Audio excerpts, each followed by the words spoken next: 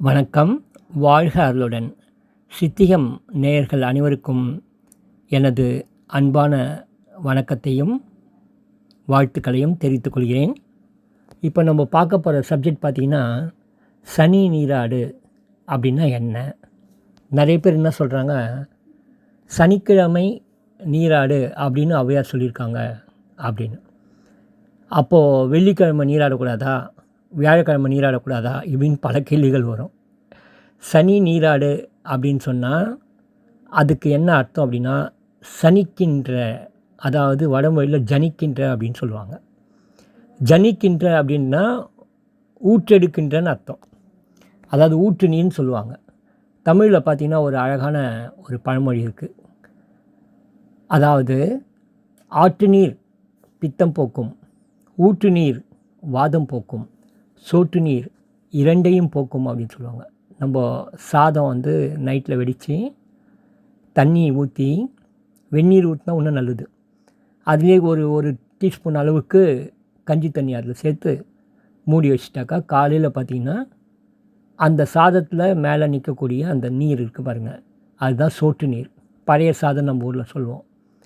அந்த நீரை வடிகட்டி குடித்தோம் அப்படின்னு சொன்னால் அது வாதத்தையும் பித்தத்தையும் குறைக்கும், சமப்படுத்தும் அப்படின்னு அர்த்தம். அப்போது இந்த ஊற்று நீர் அப்படின்றது வாதத்தை போக்கக்கூடிய ஒரு அற்புதமான நீர் அப்படின்றது அந்த காலத்தில் சனி நீராடு, அதாவது ஊற்று நீரில் நீராடு, உன்னுடைய உடம்பில் இருக்கின்ற வாயுத்தன்மை குறையும் அப்படின்றதுக்காக ஔவையார் சொன்னாங்க. சரி, ஓகே. இப்போது மலையில் ஊற்று நீரில் போயிட்டு இப்போ குளிக்க முடியுமா? இந்த காலத்தில் அது சாத்தியப்படுமா? இது மாதிரி நகரத்தில் இருக்கவங்களாம் அதுக்கு செட் ஆகுமா? கிராமத்தில் இருக்கவங்க கூட போய் மலை மேலே போய் ஊற்றில் போய் குளிக்க முடியாது, கரெக்டுங்களா? அப்போ என்ன பண்ணலாம் அப்படின்னு சொன்னால், நம்ம போர் போட்டு தண்ணி பிடிச்சி என்ன பண்ணுறோம், மாடி காமிச்சு அந்த டேங்க் வச்சு அந்த டேங்க்கில் தண்ணியை பிடிச்சி அந்த டேங்க் வழியாக திரும்பி நம்மளுக்கு வருது. அப்போ போய் ஒரு தண்ணி போய் தேங்கிட்டு அதுக்கப்புறம் நம்மளுக்கு வருது. அது மாதிரி தேங்கி நிற்கும்போது தண்ணியுடைய சக்தி, ஒரு மின்சார ஓட்ட சக்தி அதில் குறைஞ்சிடும். அந்த மாதிரி தேங்கி நிற்கிற தண்ணியை குளிக்கக்கூடாது. அப்படி குளிக்க வேண்டிய சூழ்நிலை வந்தால் நம்ம கிளைமேட் மாறுது இல்லையா, அதாவது பருவகாலம் மாறும். குளிர்காலம் வரும், மழைக்காலம் வரும், வெயில் காலம் வரும், எல்லாமே மாறி வரும். அப்போ பார்த்திங்கன்னா குளிர்காலங்களில் மழைக்காலங்களில் தண்ணி ரொம்ப குளுமையாயிடும். அப்படியே நம்ம குளிக்கும்போது நிறைய பேர் உடம்புக்கு அது பார்த்தா ஒத்துக்காது. அப்போது தண்ணியை லேசாக சுட வச்சு குளிக்கலாம். இது ஒரு விஷயம். ரெண்டாவது என்ன பண்ணலான்னா, மோட்ரு தண்ணியை, அதாவது போரு நம்ம போட்ட உடனே வரக்கூடிய தண்ணியை டேங்க்குக்கு அனுப்பாமல் சைடில் ஒரு குழா வச்சு அப்படியே பிடிக்கலாம். அப்படியே பிடிச்சி அப்படியே குளிக்கலாம். இது ஊற்று நீரில் நம்ம குளிக்கக்கூடிய அளவுக்கு அந்த தண்ணி சக்தி இல்லைனாலும் ஓரளவுக்கு நம்ம உடம்புக்கு நன்மை செய்யக்கூடியது, வாத நோய்களை தடுக்கக்கூடியது, குறைக்கக்கூடியது அப்படின்னு கண்டிப்பாக சொல்லலாம். அதனால் பார்த்திங்கன்னா நம்ம உடம்புக்கு தீமை தரக்கூடிய, நம்ம உடம்புடைய சூடு தன்மை குளிர்ச்சித்தன்மை அறியாமல் நாம் தண்ணியில் குளிக்கும்போது அது நம்மளுக்கு பாதிப்பை ஏற்படுத்தும். நம்முடைய உடம்பு ரொம்ப சூடாக இருக்கும்போது வெயிலில் போயிட்டு வந்தோடனே ஜில்லுன்னு ஏதாவது ஃப்ரிட்ஜில் இருந்து எடுத்து குடித்தா என்ன ஆகும்? கோல்டு அட்டாக் ஆகுது. அதே மாதிரி நம்முடைய உடம்பு சூடு தன்மை இருக்கும்போது நம்ம குளிர்ந்த தண்ணியில் குளிக்கும்போது கழுத்து வலி, தலைவலி, முதுகு வலி, கை கால் வலி, இடுப்பு வலிலாம் நிறைய பேருக்கு வருது. அப்போ அதெல்லாம் தவிர்க்கணும் அப்படின்னு சொன்னால், முதல்ல நான் சொன்ன மாதிரி இளம் வெந்நீரில் குளிக்கலாம். அப்படி இல்லையா, ஊற்று நீர், அதாவது தண்ணியை எடுத்து உடனே அதோடைய உஷ்ணம் அது ஓடுது இல்லையா, அந்த ரன்னிங்கில் இருக்கும்போதே அந்த சூடு, அந்த மின்சக்தி மாதிரி மைல்டாக இருக்கும். அந்த தண்ணியுடைய வார்மோடு நம்ம குளிக்கும்போது பார்த்திங்கன்னா நம்ம உடம்புல அருமையான ஒரு பேலன்ஸ் கிடைக்கும். வாதத்தை கண்ட்ரோல் பண்ணக்கூடிய அளவுக்கு நன்மைகள் செய்யும். அதே மாதிரி சில டைம் பார்த்திங்கன்னா மக்கள் ரொம்ப தண்ணியை சுட வைப்பாங்க. அடுப்பில் வச்சு ரொம்ப சுட வச்சு எடுத்துன்னு தலையில் தண்ணி ஊற்றுவாங்க. அந்த மாதிரி ஊற்றக்கூடாது. ரொம்ப கொதிக்கிற தண்ணியை நம்ம தலையில் நேரடியாக ஊற்றக்கூடாது.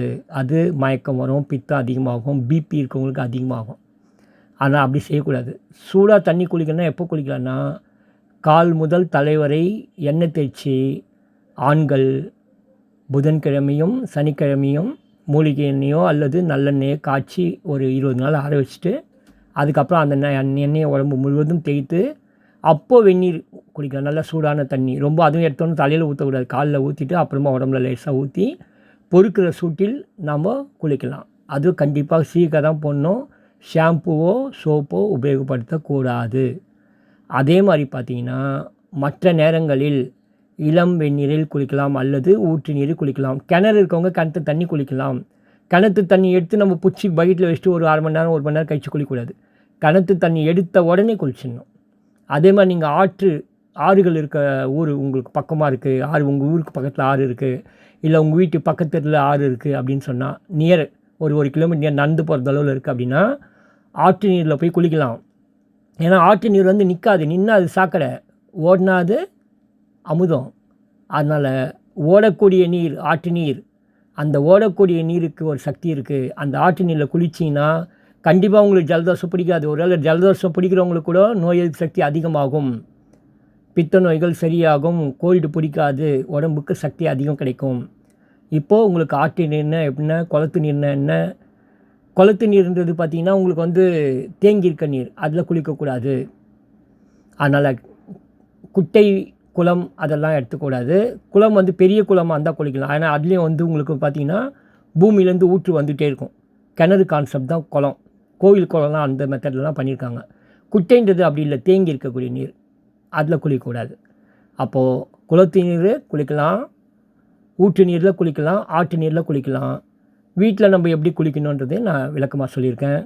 இதை நீங்கள் ஃபாலோ பண்ணிங்கனாக்கா பித்தம் பேலன்ஸாக இருக்கும். எடுத்தோடனே தலையில் சுத்த தண்ணியை ஊற்றி குளிச்சினாக்கா பித்தத்தை கிளறி இப்போல்லாம் வந்து இளம் வயதிலே முடி நரைக்க தொடங்கிடுது. அவங்களுக்கு இன்னும் அதிகமாக முடி நரைக்க ஆரம்பிச்சிடும், பித்தத்தை கிளறி விடும். அதனால் வெந்நீர் அதிகமாக ஊற்றி நம்ம குளிக்கக்கூடாது. இளம் வெந்நீர் குளிக்கலாம். அதே மாதிரி குடிக்கிறதுக்கு இன்னொரு வீடியோவில் நம்ம பார்ப்போம். எந்த தண்ணி குடிக்கணும், எப்படி குடிக்கணுன்ற முறைகளை வேறு ஒரு வீடியோவில் பார்க்கலாம். நன்றி, வணக்கம். எல்லா உயிர்களும் இன்புற்று வாழ்க, வாழ்க அருளுடன்.